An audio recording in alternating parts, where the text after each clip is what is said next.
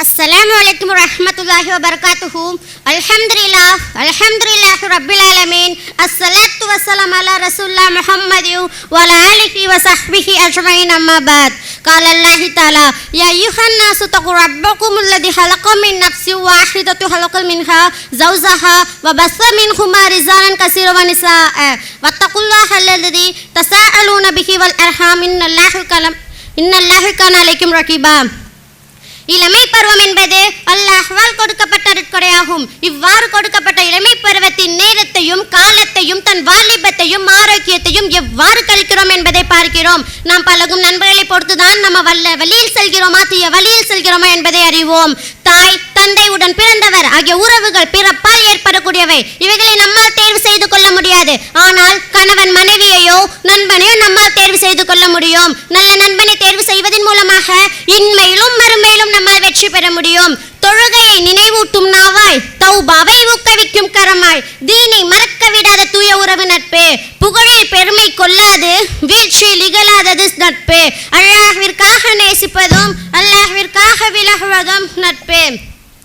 இந்த அளவிற்கு சிறப்பித்துக் கொடுக்கிற நட்பை அதன் மூலமாக தேர்வு செய்கிறோம் என்றால், பள்ளி, கல்லூரி, இன்ஸ்டா, ஃபேஸ்புக், பேருந்து மற்றும் ரயில்வேயில் செல்லும் போது ஏற்படும் நட்பு போல பலவற்றில் இருந்து தேர்வு செய்யும் போது நம் இன்மையிலும் மறுமையிலும் வெற்றி அடைகிறோமா தோல்வி அடைகிறோமா என்பதை தெரிந்து கொள்ள முடியும். நல்ல ஒழுக்கம் உள்ள ஒருவன் தீய நண்பனின் பழக்கத்தினால் ஒழுக்கம் கெட்டவனாக மாறிவிடுகிறான். தீய ஒழுக்கமுள்ள ஒருவன் நல்ல நண்பனின் பழக்கத்தினால் ஒழுக்கம் உள்ளவனாக மாறுகிறான். பூவோடு சேர்ந்த நாரும் மணக்கும் என்பதே இதற்கு உதாரணம். நாம் பழகும் நண்பர்களை பொறுத்துதான் நமது நிலை மாறுகிறது.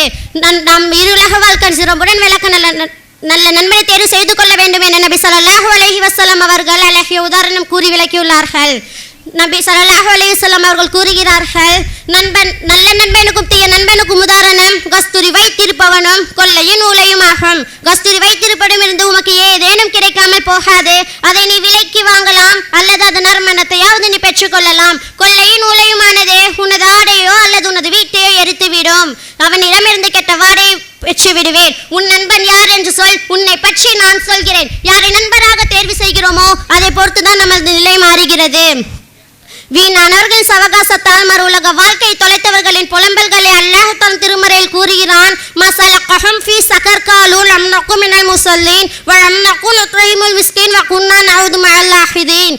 குற்றவாளிகளிடம் உங்களை சக்கர் நரகத்தில் நுழைய வைத்தது எது என்று விசாரிப்பார்கள். நாங்கள் தொழுவராகவும் ஏழைக்கு உணவு அளிக்கக்கூடியவர்களாகவும் இல்லை என்று கூறுவார்கள். வீணானவற்றில் நாங்கள் மூழ்கி கிடந்தோம். இன்றைய காலத்து நட்பு எப்படி இருக்கிறது என்றால், நான் தவறினால் கைத்தட்டி சிரிப்பான், நான் விழுந்தால் வீடியோ எடுத்து மகிழ்வான்.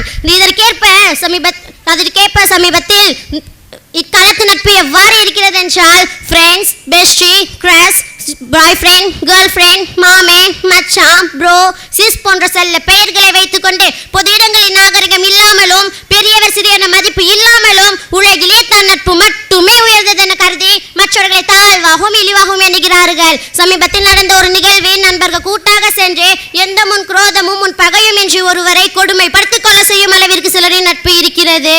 இது மட்டுமல்லாமல் ஃப்ரெண்ட்ஸ் ஆப், இன்ஸ்டா, ஃபேஸ்புக் போன்ற சமூக வலைத்தளங்களில் தன் புகைப்படம், தன்னை பற்றி விவரங்களை யார் என்று கூட தெரியாத நபரிடம் சுலபமாக பேசுவதும் பழகுவதும் மூலமாக ஏற்படும் பிரச்சனைகளிலும் சிக்கிக்கொண்டே சிலர் தன் பொருட்களையும் பணத்தையும் ஏன் தன்னுடைய மானத்தை கூட இழந்து விடுகிறார்கள். நவுது பில்லாஹி மின்ஹா. இன்றைய காலத்து நட்பே இவ்வாறு தான் இருக்கிறது. ஆனால் அக்காலத்து நட்பு எப்படி இருந்தது தெரியுமா?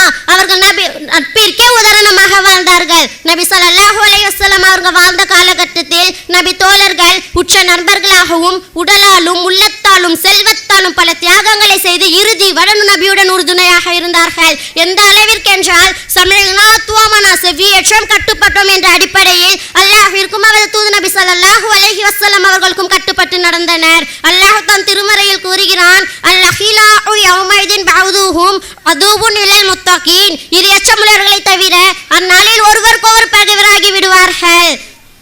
அல்லாஹ் தூதர் நபி ஸல்லல்லாஹு அலைஹி வஸல்லம் அவர்கள் கூறுகிறார்கள், தோழர்களின் சிறந்தவர் யார் தன் தோழரிடம் சிறந்தவராக இருக்கிறாரோ அவராவார். அழகிய நட்பிற்கு இறைவனிடத்தில் பொருத்தத்தை பெற்றுத்தரக்கூடியதாக உள்ளது. நம் ஒழுக்கங்களை அறிந்தே அதன்படி செயல்பட்டால் அல்லாஹ்விடமிடத்தில் சிறந்தவர்களாக கருதப்படுவார்கள். நன்மையிலும் இறையச்சத்திலும் ஒருவருக்கொருவர் உதவி கொள்ளுங்கள். பாவத்திலும் வரம்பு மீறலிலும் ஒருவருக்கொருவர் உதவி கொள்ளாதீர்கள். அல்லாஹ்வை அஞ்சுங்கள். அல்லாஹ் மிக கடுமையாக தண்டிப்பான்.